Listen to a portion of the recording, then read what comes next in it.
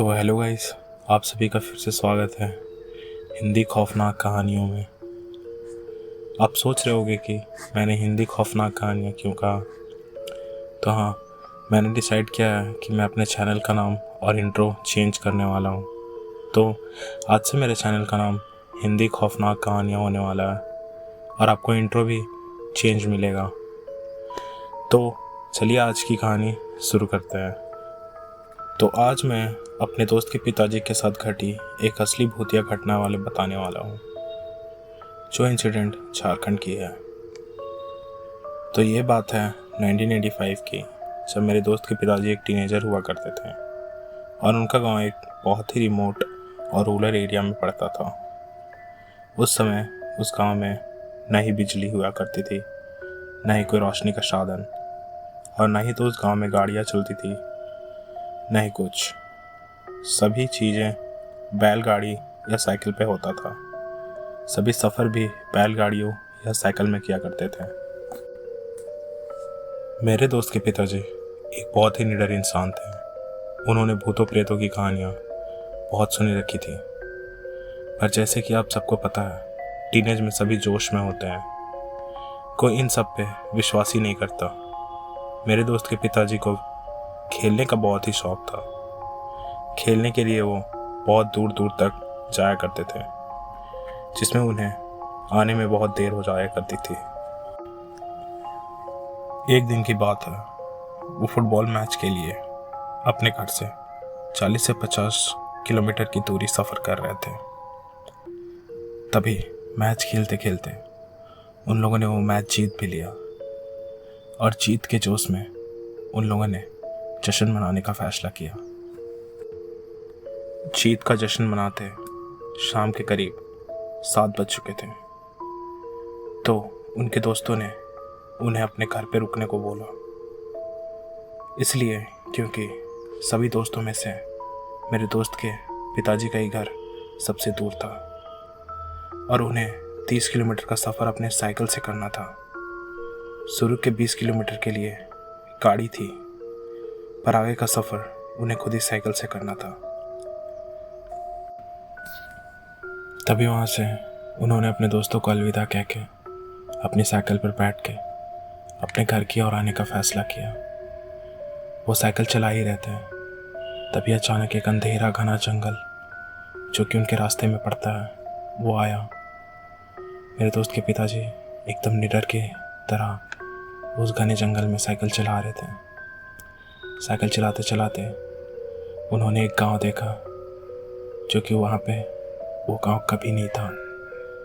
मेरे दोस्त के पिताजी बहुत ही कंफ्यूज हो गए थे, क्योंकि उन्होंने कभी तो ऐसा गांव इस रास्ते में देखा ही नहीं था। तभी उन्होंने टाइम देखा तो घड़ी में टाइम रात के 12 बज रहे थे, और अचानक उनकी साइकिल की चैन भी टूट गई। चैन टूटने के बाद उन्होंने सोचा कि उसी सामने वाले गांव में जाकर वो मदद मांगेंगे और अपनी साइकिल ठीक करवा के अपना रास्ता पूरा करेंगे। जैसे ही वो गांव की ओर बढ़े, कुछ कुत्ते जोर जोर से रोने लगे और रोते रोते उनके पास आए, पर उन्होंने लाठी दिखाकर कुत्तों को भगा दिया। फिर वो गांव के अंदर जाने लगे। वो गांव के अंदर जा ही रहे थे, तभी अचानक उन्हें कुछ आवाज़ें सुनाई दी, जैसे कि कोई औरत हो और वो अपने पैर में पायल पहन के गांव में चल रही हो। तभी उन्होंने उन सब चीज़ों को इग्नोर किया। इग्नोर करने के बाद वो थोड़े आगे गए। थोड़े आगे जाने के बाद उन्होंने सुना कि कोई है जो सिलवट्टे पे कुछ पीस रहा है। सिलवट्टा और लोढ़ा आप लोगों को पता होगा, इस पे मसाला पीसा जाता है। तो उन्होंने सोचा कि रात के करीब 12 बजे सिलवट्टे और लोढ़े पे मसाला कौन पीस रहा होगा। और जैसे ही वो आवाज़ आ रही थी पीसने की, उसके साइड में एक बच्चे की रोने की आवाज़ भी आ रही थी, जैसे कोई माँ अपने बच्चे के साथ सिलवट्टे पे मसाला पीस रही हो। तभी उन्होंने उसी आवाज़ की तरफ जाने का फैसला किया।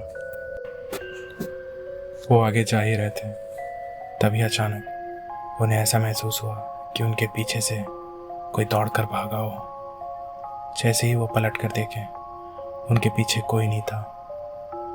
फिर वो धीरे धीरे आगे बढ़ने लगे।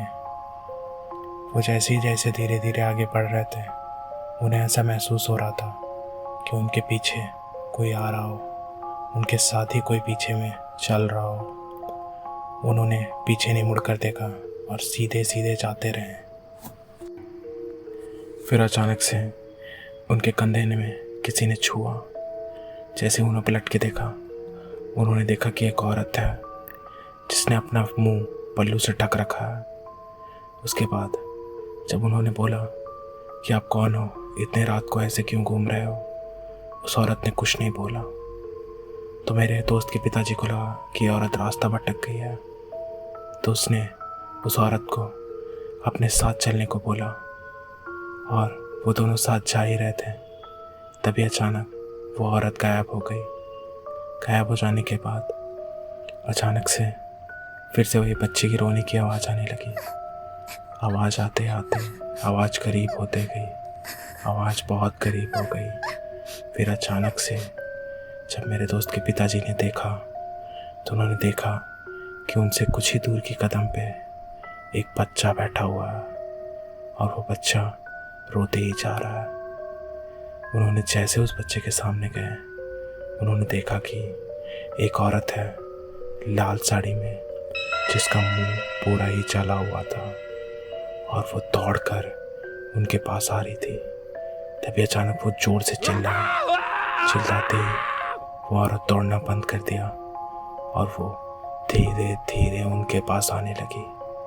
और जैसे ही उनके पास आ गई, मेरे दोस्त के पिताजी वहाँ से जोर से भागे और भागते ही भागते वो गांव के मेन रोड पर आ पहुँचे और अचानक ही एक बड़ी बस ने उन्हें टक्कर मार दी, जिससे वो गिर गए और उनका पूरा शरीर खून से लथपथ हो गया। तभी बस के लोगों ने उन्हें उठाकर हॉस्पिटल ले गया। हॉस्पिटल ले जाने के बाद मेरे दोस्त के पिताजी ने ये कहानी अपने घर वालों को बताई और कुछ ही दिन हॉस्पिटल में रहने के बाद उनकी मौत हो गई। तो यही थी आज की कहानी। अगर आप लोगों को आज की कहानी अच्छी लगे तो लाइक, शेयर और सब्सक्राइब ज़रूर करें। और आप अपने साथ भी हुई रियल हॉरर स्टोरीज़ बता सकते हो, जो कि मैं अपने चैनल पे लेके आऊँगा। और आज का इंट्रो कैसा लगा और नेम कैसा लगा, आप प्लीज़ कमेंट करके बताएं। Thank you so much for watching.